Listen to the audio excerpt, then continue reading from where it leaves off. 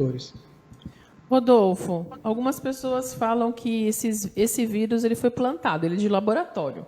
Ele não veio por problemas ambientais. Você, como jornalista, deve ter ouvido muito falar sobre isso, não? Com certeza. Mas para você ter uma ideia, isso é um boato, seja talvez uma fake news. Isso, para ser relatado e ser algo verídico, vai demorar muitos anos até se descobrir se foi realmente um vírus criado ou não. O que a gente sabe é que esse vírus está matando muita gente. Nós já chegamos a mais de 70 mil só aqui no Brasil. E agora, como você disse nessa notícia, até os animais já estão passando essa doença. A relação, que o Dauri disse, entre desenvolvimento e meio ambiente, ela é muito importante. Porque o homem, com a ganância que ele teve de construir, ele devastou muito o meio ambiente. Ele desmata e todos os anos acontece a mesma coisa. E um dado assim importante para a gente ver é quem é o nosso ministro do Meio Ambiente e o que ele está fazendo. Né? A gente viu na última reunião do dia 22 de abril que ele falou que tinha que deixar passar a boiada enquanto está acontecendo um coronavírus. Então, essa é a medida que está sendo tomada no Brasil sobre o meio ambiente e sobre o desmatamento. Mandou recado, hein? Mandei. Mandou. Doutora Daniela? O doutor Dauri falou sobre a propagação hídrica, aí me surgiu uma dúvida. Essa propagação hídrica, ela pode ser colocada até nessa situação que nós vimos que nos Estados Unidos eles acabaram supondo que o vírus estava vindo pelo esgoto. Isso pode ser uma propagação hídrica também? Não, na verdade, a preocupação não é a presença do vírus no esgoto, né? A presença do vírus no esgoto, ela vai acontecer porque parte das pessoas infectadas vão gerar esgoto, né? E esse vírus vai acabar indo para o esgoto. Esse não é o maior problema se o esgoto tiver um tratamento adequado, né? E não contaminar o meio ambiente. A grande preocupação, por exemplo, Paris tem monitorado o vírus, não na água de beber, que lá não foi encontrado, mas eles têm um sistema de água não potável, água para lavar, água... De reuso. E esse sistema de água não potável apresentou, e o esgoto também, mas o sistema de água não potável já apresentou, mostrou a presença do coronavírus, né? Ainda o que se está avaliando é se esse vírus vai viver naquele ambiente ou foi parar nessa água, mas não vai desenvolver, né? Até onde se sabe, esse vírus não desenvolve em ambiente aquático, né? Agora, se desenvolver no ambiente aquático, é mais um vetor, né? Os Estados Unidos também está analisando, porque é bastante preocupante quando o vírus se propaga em mais de um ambiente. E como o ambiente aquático não é o nosso ambiente, é mais difícil o controle, né? É mais complexo fazer o controle quando a propagação se dá para o meio hídrico. Então, Pode falar.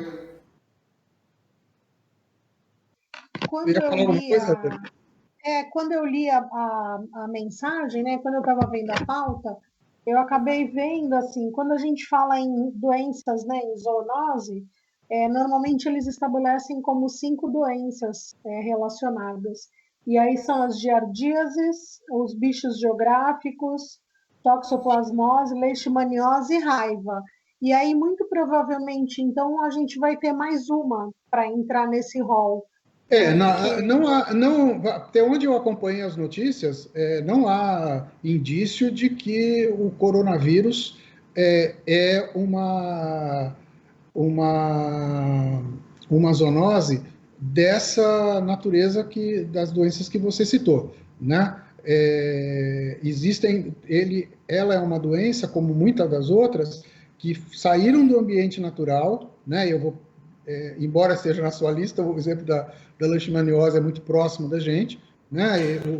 O patógeno da leishmaniose ele é transmitido por um mosquito que é típico da Mata Atlântica. Então esse mosquito sempre que é o patógeno vive em animais nativos sem causar doença neles. Mas quando o pernilongo pica o cachorro, a doença se desenvolve no cachorro, depois ele pica novamente os humanos e transmite a doença, né? E essa doença é fatal. Aqui na região, no último surto, no Guarujá, nós tivemos 4 óbitos da leishmaniose. Então, essa é uma doença, uma típica zoonose, que há necessidade do cachorro para transmitir para o humano. É o mesmo caso da raiva. O coronavírus, não, ele pode ter saído da natureza, né? Certamente teve um vetor animal, né? Mas hoje ele se transmite de pessoa para pessoa, ele não precisa de nenhum... da intervenção, né? Da intervenção de nenhum bicho para se transmitir. O que se está se estudando é se animais, né, têm capacidade de adquirir a doença, o Covid, né, a doença gerada pelo coronavírus. Então, na Europa se fez sacrifício de animais silvestres já, né, acho que é um tipo de lontra na região da Escandinávia.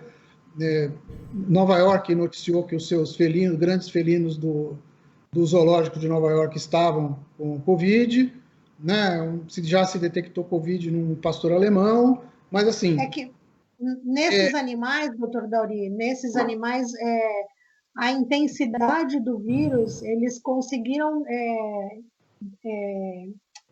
analisar, e a avaliação feita, ela dizia que, apesar de ser o Covid, não era um Covid que passaria. Então, há uma grande diferença. Né? Não, esses bichos pegaram a doença da gente. Né? E como o vírus que eles pegaram era um vírus para humanos, eles já não sofreram... né? Eu, pessoalmente, achei até um pouco precipitada a morte dos animais silvestres lá na Europa, né? Porque, pelo menos, dos pets ou dos de zoológico, o que ficou constatado é que eles tiveram uma carga viral muito mais baixa, o vírus menos adaptado àqueles organismos, né? E a conclusão que se chegou em função disso é de que eles pegaram o vírus dos humanos, né? O humano pegou de algum silvestre, e já está transmitindo para o restante. O vírus, ele é um oportunista do meio ambiente, né? Ele vai se adaptar, né? Agora, se ele pode se reproduzir, se ele pode se propagar, se adaptar na espécie dominante do planeta, que somos nós, para que ele vai se preocupar em contaminar um gato, um cachorro, um leão, um tigre? Não, ele já tem o principal alvo que ele precisa para transmitir seus genes de geração a geração, e esse é o grande objetivo da vida dos vírus, né? Ele já não precisa de mais ninguém. Né? A gente tinha uma preocupação, porque no começo da pandemia tinha até notícias no Facebook de pessoas falando para eutanasiar os animais que tivessem qualquer sintoma, pets, né, cachorro, gato, e aí em vários programas na quarta-feira a gente acabou explicando que, na verdade, o corona, a família corona, o corona que o cachorro pega, que o gato eventualmente pudesse pegar, jamais seria transmitido para um ser humano. E aí, na verdade, é o que o senhor colocou. A gente é que acabou passando, né?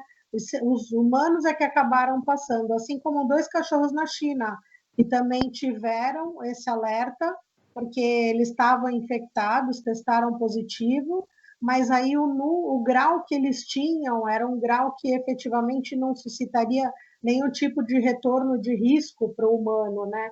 Então, é engraçado como a gente causa, né? O humano cria o problema, né? Como a gente vê nesse caso do corona. E aí depois fica todo mundo desesperado, querendo matar bicho, querendo eutanasiar. Pelo amor de Deus, né? Não vamos deixar que isso aconteça em hipótese alguma. Aquele ditado popular, né, Dani? Uma coisa é uma coisa e outra coisa é outra coisa. É isso. Rodolfo, tem uma pergunta aqui, olha. O que nos reserva o futuro? Com tudo isso que a gente está vivendo? Olha, uma pergunta bem profunda. Profunda, né? Quem fez bem elaborada essa pergunta. É complicado, porque além de tudo que a gente está passando pelo Covid, agora problemas no meio ambiente, economicamente o Brasil está indo muito mal, né? Se você tiver com base na década perdida, que é entre 81 e 1990, o Brasil cresceu por volta de 11%. E segundo o FMI, esse ano nós vamos crescer menos 10%. Então, o Covid, ele é impactante na nossa economia, mas ele está sendo tão impactante que nada está crescendo no Brasil. O desenvolvimento econômico, ele está péssimo. Então, é uma coisa ligada à outra. É a doença ligada à economia. Então, o que o futuro nos reserva é bem complicado de responder. Está ruim, mas vamos torcer que melhore. Sempre otimista, não? Sim, com certeza. Doutor Dauri, gostaria de responder essa pergunta? Eu acho assim, a gente já conversou um pouquinho sobre isso aqui, vai existir um novo normal. Então, precisa avaliar o que a gente vai esperar, não a partir dos parâmetros que nós tínhamos antes, mas nos novos parâmetros, né? E, de fato, é uma crise a ser superada.